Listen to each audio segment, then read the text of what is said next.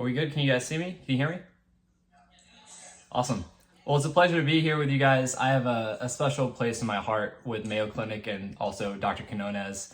I had an awake brain surgery in August of 21, and that was such a unique perspective shift for me in my life. And up to that point, I thought I was taking on the persona of someone that was choosing the mindset to overcome my circumstances.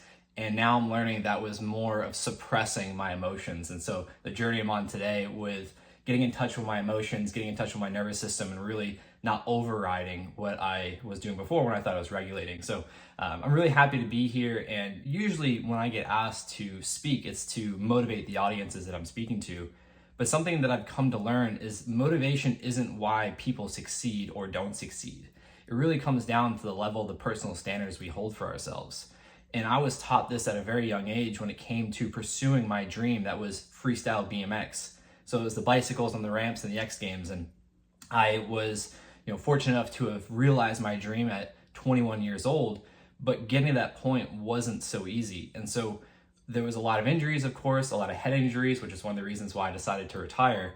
But when I was 20 years old, I was diagnosed with a brain tumor. And this was the first of many to come. I couldn't fathom that. But what that experience taught me was that I was grateful to have a chance at living. I was grateful to be in the position that I put myself in because all the work I was doing that I wasn't aware of was creating the identity that I took. I took as who I was, and I built this belief around who I was. And so people usually say when they hear my story, like, oh man, that's gotta be the worst thing that ever happened to you. 1 brain tumor, 2 brain tumors, 5 brain, like all these things. And I push back and I say, no. I think it's the greatest thing that happened to me besides being born and then meeting my wife. Because being diagnosed with a brain tumor the first time, it pushed me to realize what I was capable of. It taught me what was valuable to me. And something I've come to learn is we don't think that something is valuable until there's a void, until something's taken from us. And I learned that with my health. I was 21 years old at the time. I was living the pro athlete lifestyle. I was living in a college town. I didn't go to college, but I lived the lifestyle. I was partying. I was living my dream and some. I was in the X Games. I was traveling around the world. I was living a really poor lifestyle when it came to my nutrition, my sleep, my exercise, a lack thereof. And what I learned when my health was almost taken from me, when my life was almost taken from me, health had to become a priority.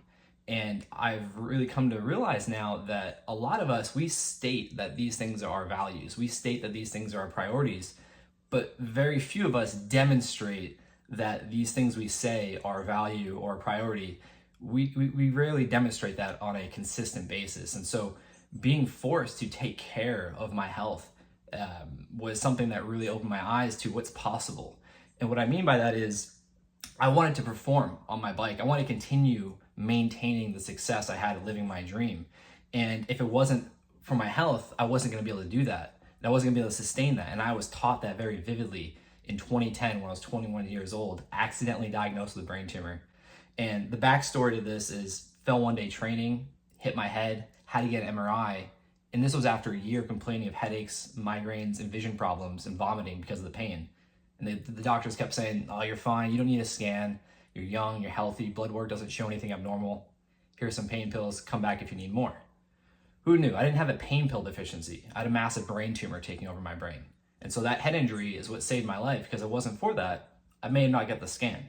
So I realized that taking care of my health had to become a priority, because a lot of us, we know success is hard, but there's not enough conversation of maintaining success. This was my first experience of being challenged to see if I really wanted to maintain that success. So I saw this thing I wasn't prioritizing, my health. I saw how close I got to death, and I needed to take care of my health. I needed to prioritize that. So for years to come, up until today, I've become very passionate about my metabolic health, my mental health, my emotional health, my physical health. And that 2010 brain tumor diagnosis, that was a catalyst to what I say is auditing who I am on the inside and out. I was so focused on this dream that I was living and maintaining that became my North Star, was constant improvement internally and externally. And 2 years later, I got a routine scan that revealed I had 2 masses that had come back. And the description of this was the original surgery, the tumor was so large and was wrapped around a main artery and my optic nerve that they couldn't risk hitting either of them. So there was just said to be some residual cell growth. And I was recommended to get radiation. I didn't like the sounds of it. I was very ignorant to what radiation was, and I had a lot of fears around it. So I went to Google and I did some searching with a friend, and I came across a technology called gamma knife radiation therapy. And so decided to go through that, and I was back on my bike in 7 days. And I was very thankful. The thing about this second diagnosis was I remembered the evidence I had that I was someone who overcame adversity, not just with the injuries in BMX and falling to the ground and going through the pain and getting up and trying again, but that brain tumor diagnosis. And what I've learned is a lot of people take their circumstances and they are defined by their circumstances, and they lose sight of the vision they're working towards. And so I was thankful to have this thing that was BMX that helped me see that, and then this bit of adversity of the first brain tumor diagnosis and surgery, and it showed me, oh, I can do this again. And so I took that mentality and I just leveled up in terms of all the efforts I was doing and all the efforts I was putting into what I was doing.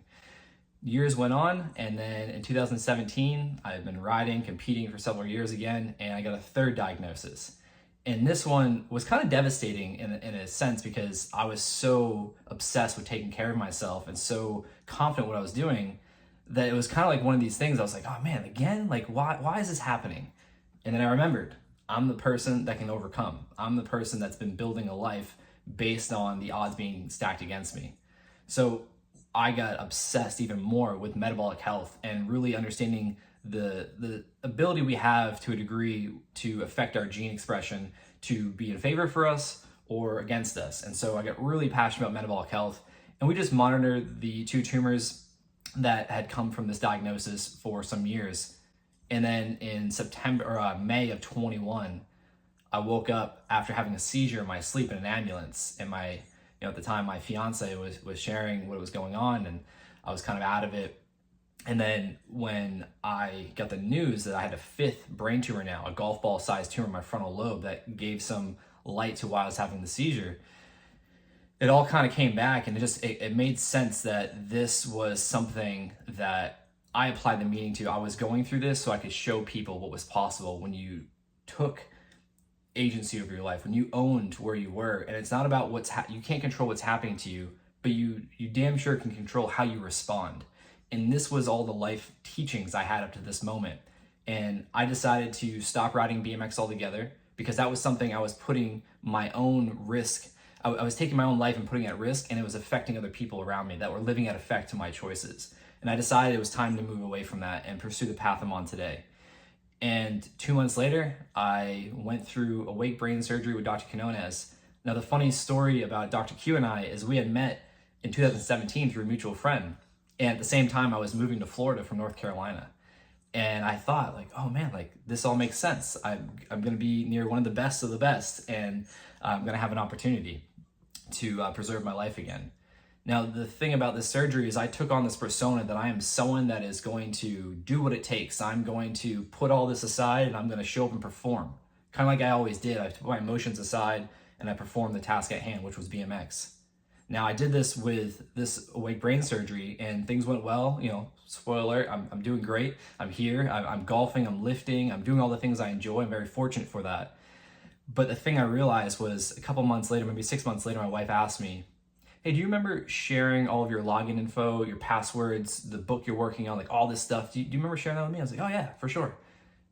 Why do you think you did that? So she asked me, and right then it hit me. Oh man, I was afraid of dying.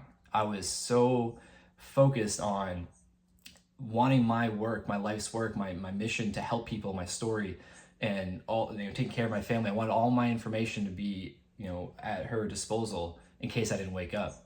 And it clicked for me then. A lot of what I thought was regulating myself was really suppression. I was suppressing the emotions that was coming up.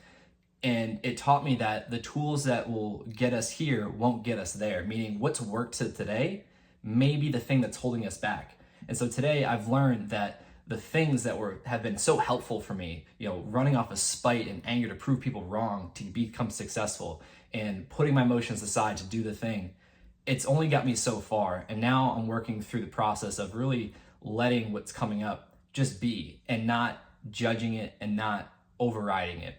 and really focusing on how I can empower other people by being vulnerable, by being authentic and being myself. So, I'm very appreciative for Dr. Q and Mayo Clinic and all of you here today. And at the end of the day, the last thing I want to share, that at the end of the day, if nothing else sticks, this one thing is my mission anytime I speak, anytime I create a piece of content, anything.